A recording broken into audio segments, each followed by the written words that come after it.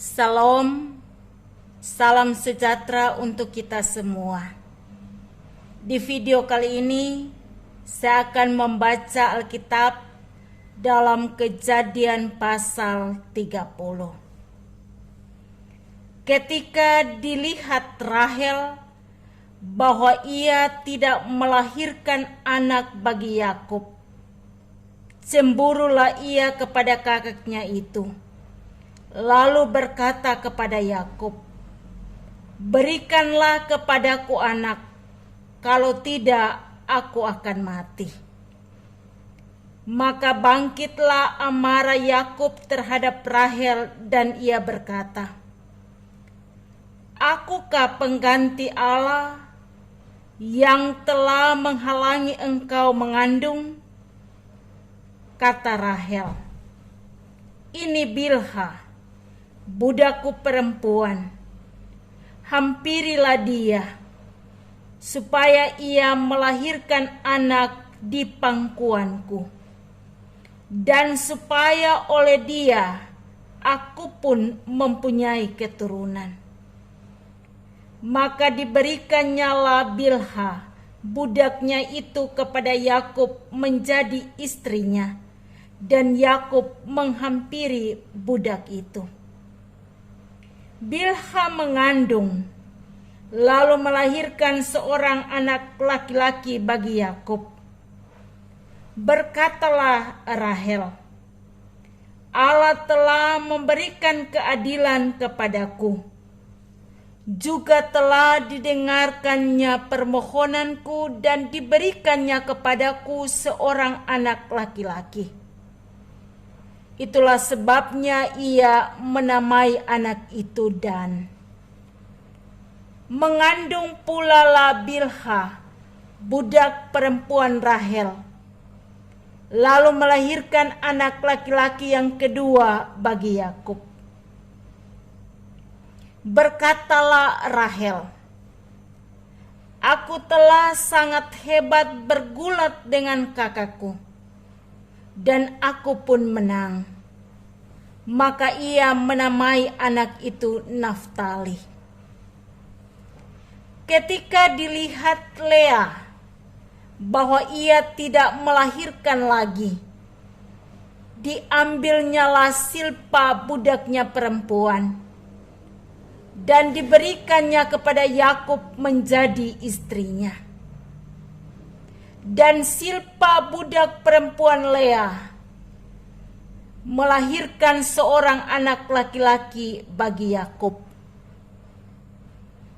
Berkatalah Lea, "Mujur telah datang." Maka ia menamai anak itu Gad.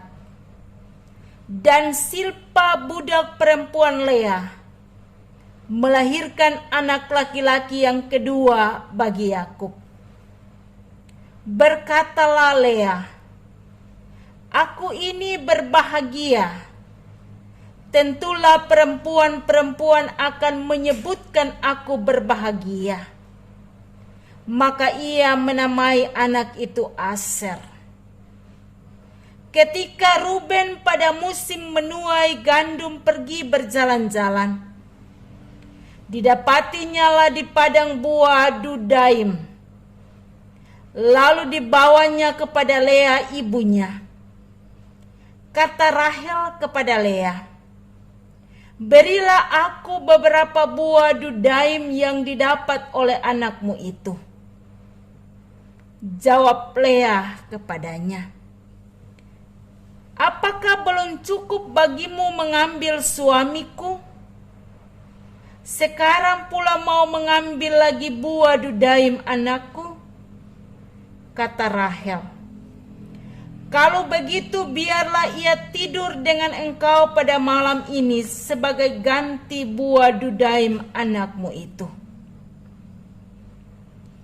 Ketika Yakub pada waktu petang datang dari padang, pergilah Lea mendapatkannya sambil berkata, "Engkau harus singgah kepadaku malam ini, sebab memang engkau telah kusewa dengan buah Dudaim anakku. Sebab itu tidurlah Yakub dengan Lea pada malam itu. Lalu Allah mendengarkan permohonan Lea. Lea mengandung dan melahirkan anak laki-laki yang kelima bagi Yakub. Lalu kata Lea, Allah telah memberi upahku, karena aku telah memberi budakku perempuan kepada suamiku. Maka ia menamai anak itu Isakar. Kemudian Lea mengandung pula dan melahirkan anak laki-laki yang keenam bagi Yakub. Berkatalah Lea, Allah telah memberikan hadiah yang indah kepadaku. Sekali ini suamiku akan tinggal bersama-sama dengan aku. Karena aku telah melahirkan 6 orang anak laki-laki baginya. Maka ia menamai anak itu Sebulon. Sesudah itu ia melahirkan seorang anak perempuan dan menamai anak itu Dina. Lalu ingatlah Allah akan Rahel. Allah mendengar permohonannya serta membuka kandungannya. Maka mengandunglah Rahel dan melahirkan seorang anak laki-laki. Berkatalah ia, Allah telah menghapus aibku. Maka ia menamai anak itu Yusuf sambil berkata, mudah-mudahan Tuhan menambah seorang anak laki-laki bagiku.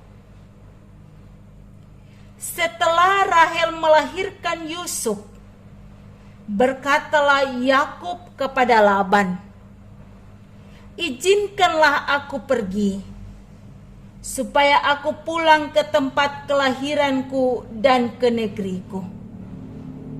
Berikanlah istri-istriku dan anak-anakku yang menjadi upahku selama aku bekerja padamu, supaya aku pulang, sebab engkau tahu betapa keras aku bekerja padamu.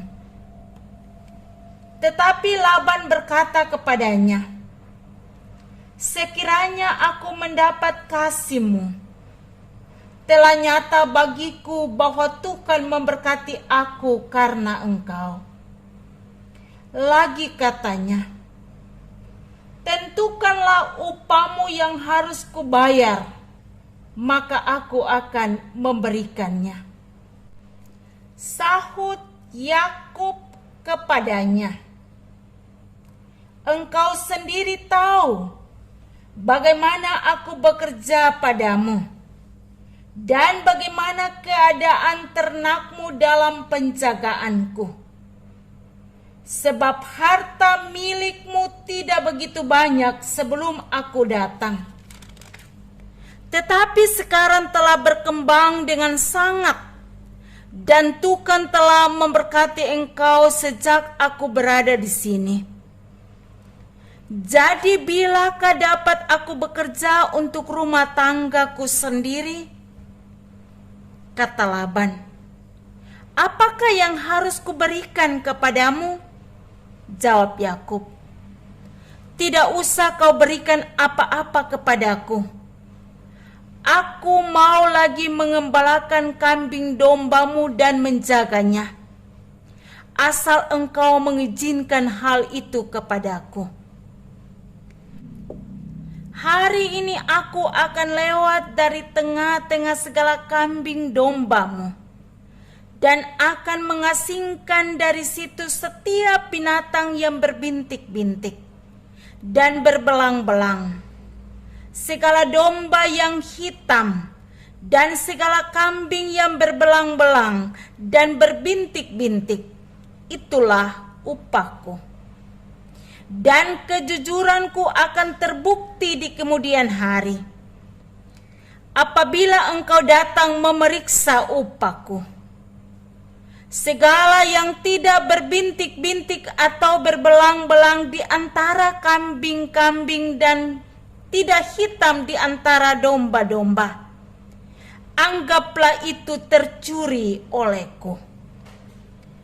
Kemudian kata Laban, "Baik, jadilah seperti perkataanmu itu."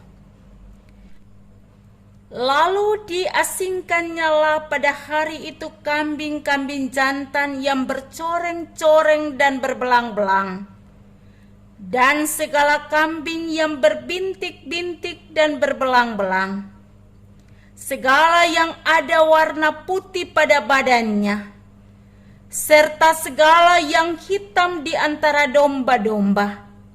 Dan diserahkannyalah semuanya itu kepada anak-anaknya untuk dijaga. Kemudian Laban menentukan jarak 3 hari perjalanan jauhnya antara dia dan Yakub. Maka tetaplah Yakub mengembalakan kambing domba yang tinggal itu. Lalu Yakub mengambil dahan hijau dari pohon hawar, pohon badam, dan pohon berangan. Dikupasnyalah dahan-dahan itu sehingga berbelang-belang, sampai yang putihnya kelihatan.